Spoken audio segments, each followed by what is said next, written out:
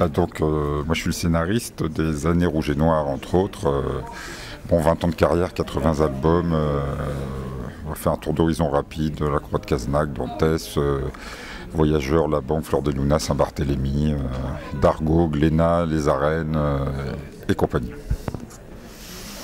20 ans de carrière, quelques BD, Le Commandant Alcab, chez Casterman, Matière Fantôme chez Dupuis, Don Quichotte dans la Manche chez Vent d'Ouest, et puis Les Années Rouges et Noires, le sommet de ma carrière aux arènes. En fait, c'est une idée de notre éditeur vénéré, Laurent Muller, qui nous a proposé de relire le bouquin de Gérard Delteil, qui s'appelle Les Années Rouges et Noires, et de l'adapter en BD. Donc l'idée nous a plu, même si le roman lui-même ne pouvait pas être transposé directement, il avait besoin de modifications, mais l'ambiance de l'époque nous plaisait beaucoup à Didier et moi.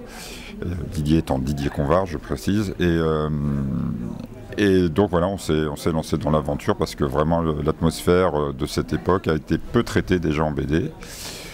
C'est une époque assez méconnue même dans tous les médias, il n'y a pas beaucoup de films et tout ça sur cette époque, et alors que c'est quand même une période extraordinaire où tout le monde, il y avait une relance de la société française et tout le monde essayait de retrouver une place conforme à ce qu'il était avant la guerre en essayant d'effacer tout ce qui s'était passé pendant les 6 années de guerre. Oui, le bouquin de Delteil était très documenté justement sur la progression des institutions et la manière dont les personnages se trouvent mêlés à l'évolution des institutions et aux grandes dates historiques de la fin de la 4e et du début de la 5e République. Donc c'est ça qui était vraiment intéressant, plus que de s'intéresser aux histoires parallèles. Et puis surtout, ce qui était super intéressant, c'était l'histoire des fiches qui donnait vraiment de matière à broder autour et à créer du mystère et des tensions entre les personnages. Nous, on lui a donné l'importance que ça a dans le livre. Voilà, alors après, est-ce que tout ça a été aussi fort, je ne suis pas en mesure de le dire. Mais pour nous, c'était un super ressort dramatique. Les fiches ont existé, ça on sait, les fiches mécanographiques ont existé à cette époque-là. Tout le début de l'informatique date de l'après-guerre. Voilà. Après, nous, on l'a utilisé comme ça. Maintenant, est-ce qu'il y a eu un Bakely qui les a utilisés comme ça pour faire sa place et puis faire chanter toute la France, je ne sais pas. Oui, non, mais alors, Bakely lui-même n'a pas existé, mais il s'inspire d'un personnage réel. En fait, tous les personnages fictifs ont un modèle réel sur lequel on s'est basé. Le personnage qu'on a créé de Simone, qui n'est pas dans le roman, est fortement inspiré de Françoise Giroud, évidemment. Et chaque personnage, Bakely est inspiré donc d'un autre personnage dont j'ai oublié le nom là tout de suite, tu te rappelles pas Georges, je sais plus quoi. Donc qui a vraiment eu le même parcours. Le ministre Bayard Lacaze qu'on a créé aussi de toutes pièces. C'est un mélange de Chaban. Voilà, même s'il n'a pas du tout le même destin que Chaban-Delmas, mais à la base c'était un petit peu ça l'idée, quoi. Le problème, c'est pas un problème, mais quand on adapte des romans, il y a souvent un foisonnement de personnages et qu'on ne peut pas utiliser en BD parce que nous ça va plus vite, la narration va plus vite, et puis voir un personnage sur 3 cases et changer tout le temps, c'est pas possible. Donc en fait, avec le personnage du ministre Bayard Lacaze qu'on a créé nous, on a regroupé tous les personnages politiques de ministres, secrétaires d'État qui sont utilisés dans le bouquin pour les condenser en un seul personnage qui sert de pièce tournante pour que nos personnages à nous tournent autour des institutions. C'est ça qui est chouette, non? Oui. Sinon, après, quel intérêt de travailler sur des personnages lisses, surtout dans des périodes troubles comme ça, où comme je disais tout à l'heure, tout le monde essayait de retrouver une place dans une société en reconstruction, en essayant de faire table rase du passé, et qu'on oublie ce qu'ils étaient avant, ou ce qu'ils ont fait pendant la guerre, ou ce qu'ils étaient devenus entre deux. Ça va se terminer avec l'annonce du premier gouvernement de Giscard d'Estaing en 1974. Donc on arrêtera là. Oui, beaucoup de documentation, beaucoup de recherches, surtout sur le premier tome où j'étais un peu perdu parce que c'était la première fois que je m'attaquais à un projet pareil. Enfin, ça me paraissait déjà très costaud, comme beaucoup de personnages, on traverse plusieurs époques. Et comme l'a dit Pierre, avec des époques très, très marquées de notre société. Donc effectivement, il y a eu beaucoup de documentation. Heureusement, il existe Internet et puis quelques bouquins aussi, ça aide, quelques photos.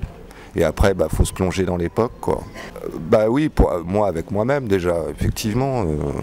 Mais bon, en fait, une fois que les personnages, l'intrigue, enfin tout est posé, c'est presque une routine, entre guillemets, quoi. Voilà.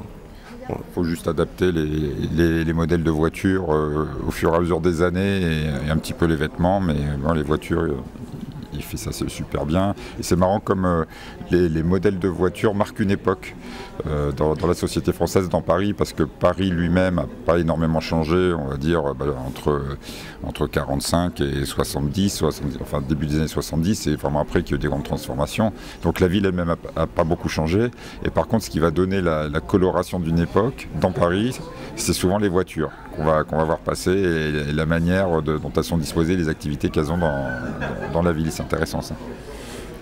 Oui, et puis après, j'ai fait gaffe à être raccord, parce qu'il y avait des fois, il y avait des bâtiments, j'étais pas sûr qu'ils étaient comme ça à telle époque, en 63, est-ce qu'il n'avait pas été reconstruit, etc. On a échangé surtout sur des choses comme ça, mais après, bon, ça a été... ça va. Nous, avec Didier, on fournit le maximum de docs qu'on peut trouver, et puis après, bon, il y a aussi une liberté d'interprétation de tout ça. Si le bâtiment n'est pas exactement comme il est en 63, c'est pas très très grave non plus, quoi. Ça va pas nuire à l'histoire. Ouais, et ça, c'est moi avec moi-même, parce que je me dis, mince, il manque une fenêtre, et il manque un bouton à la veste de 52, enfin bon, voilà. Bon, je sais pas, en fait, ça fait partie du jeu, je trouve, c'est ça de la bande dessinée, en fait, on raconte une histoire avec des images, donc à partir de là, qu'il y ait des textes ou pas de textes, on fait avec, quoi. Mais moi, ça me dérange pas plus que ça. Au contraire, j'aime bien quand quand il se passe quelque chose, malgré le manque d'action, il se passe quand même quelque chose. C'est ça qui est extraordinaire, quoi. À la limite, c'était plus un challenge pour nous parce que dans le roman, il y a 0 scène d'action. Donc il a fallu les créer et en fait, on s'est rendu compte que ce qui est intéressant, c'était qu'effectivement, c'est une histoire très psychologique, c'est beaucoup d'échanges, beaucoup de communication, et d'un seul coup de rajouter là-dessus des scènes d'action, ça met des coups d'accélérateur phénoménaux qui viennent redynamiser l'histoire régulièrement. Donc on a essayé de placer régulièrement des enjeux avec des scènes d'action pour rythmer encore plus ce bouquin et pas tomber juste dans le ronron du dialogue, même si c'est la base de l'histoire de toute façon. Alors actuellement je suis en train de finir pour Dargaud un très gros bouquin semi-documentaire sur l'industrie de la cigarette aux États-Unis et forcément dans le monde. Donc c'est Stéphane Brangier-Sirot qui dessine, ça devrait être en avril l'année prochaine. Aux arènes, on est en train de réfléchir avec Didier pour redémarrer un autre projet. On hésite entre deux choses, donc je ne vais pas en parler. Et puis chez Glénat, je suis en train de scénariser un diptyque sur Hjalmar Schacht, qui était le banquier d'Hitler. Je fais le scénario avec Philippe Guillaume comme d'habitude et c'est dessiné par Cyril Ternon. Et puis là, on est en train de mettre en place une nouvelle collection avec Didier Convar et Jean-Christophe Camus qui va s'appeler l'épopée maçonnique, qui va raconter un peu l'histoire de la franc-maçonnerie depuis le temple de Salomon jusqu'à nos jours, de façon extrêmement romancée évidemment et romanesque. Et là, c'est quelque chose de complètement à part qui va permettre d'explorer des mystères que tout le monde a envie de découvrir et mais c'est quelque chose qui va être très romanesque. C'est pas les histoires d'Oncle Paul, c'est pas du documentaire, quoi. Moi je termine donc Les Années Rouges et Noires, le tome 4. Je travaille aussi sur un polar pour les arènes avec Doha qui doit sortir au mois de mars. Puis j'ai fait un petit album pour les éditions Milan là, qui doit sortir l'année prochaine aussi. Milan, plus pour les petits. Ça c'est un peu délicat quand on dessine quelque chose de très noir et que tout d'un coup on passe à quelque chose qui doit être radicalement différent. Il y a une petite semaine de battement entre les deux. Et puis après, je pars aux Bahamas et j'arrête tout et je deviens maître du monde comme mon rêve, quoi. Voilà. Les éditions pirates, c'est compliqué. Parce qu'en fait, on n'est pas des gens d'argent. Et on se rend compte que pour être éditeur, il faut quand même aimer un peu plus l'argent que nous on l'aime. Nous on est plus des créateurs, on a envie de faire des bouquins, des trucs, raconter des histoires qu'on ne peut pas raconter ailleurs.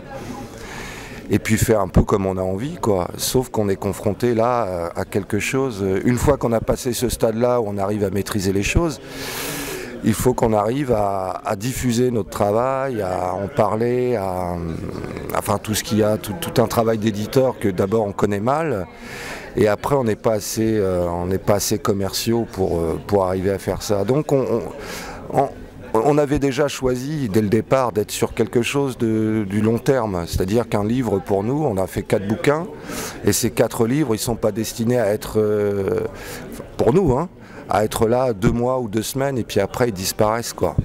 Nous, la suite de Skolem par exemple, là on a eu quelques prix avec cette série, avec ces deux albums, puis là ils concourent encore pour un autre truc, je sais plus ce que c'est autour des mathématiques, voilà, bon voilà.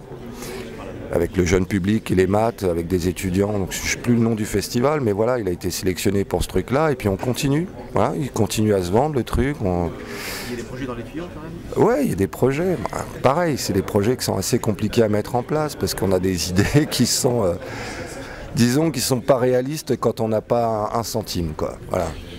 Alors personnellement, j'irai voir chez moi, pour voir s'il y a quelque chose. S'il y a vraiment quelque chose. S'il y a quelque... Ouais. Mais voilà, il n'y a que de la matière fantôme et c'est ça qui est... Non, bon, plus sérieusement, la question elle est maligne, quoi, mais j'ai aucune idée de chez qui j'irai voir, parce que c'est déjà tellement compliqué d'aller voir dans sa propre tête, au-delà même du travail ou quoi que ce soit, ça demande... Comme disait Gandhi, il est plus simple de faire 10 fois le tour du monde qu'une fois le tour de soi-même, quoi. Donc voilà. Dans la tête de Gandhi, alors. Pour Gandhi un peu. Voilà, très bien. Non, moi Dickens, hein, évidemment, sans question. Autre à se poser. Vous trouvez quoi ? Pour y trouver sa manière extraordinaire de gérer ses personnages, de leur donner de la vie, de leur donner une âme, et de les faire vivre les événements qu'il crée. Chez Dickens, c'est jamais l'événement qui est important, c'est la manière dont les personnages le vivent. Et voilà, c'est toujours la question que je me pose, qu'on se pose avec Didier, de savoir comment vivent nos personnages dans les histoires, et pas comment vivent les histoires avec nos personnages.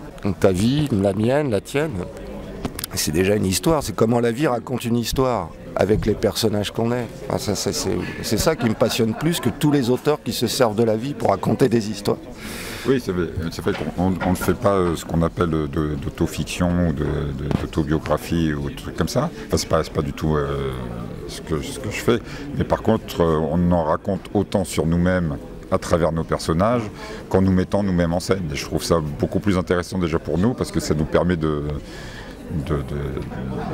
parler de nous, mais sans avec beaucoup de pudeur, et de se cacher derrière tout en parlant, et puis de ne pas étaler au grand jour le truc qui intéresse personne, quoi. Mais, par contre, ça nourrit nos personnages. Évidemment que les personnages se nourrissent des auteurs. Donc, c'est pour ça que ça doit être intéressant d'aller voir ce qui s'est passé dans la tête de Dickens.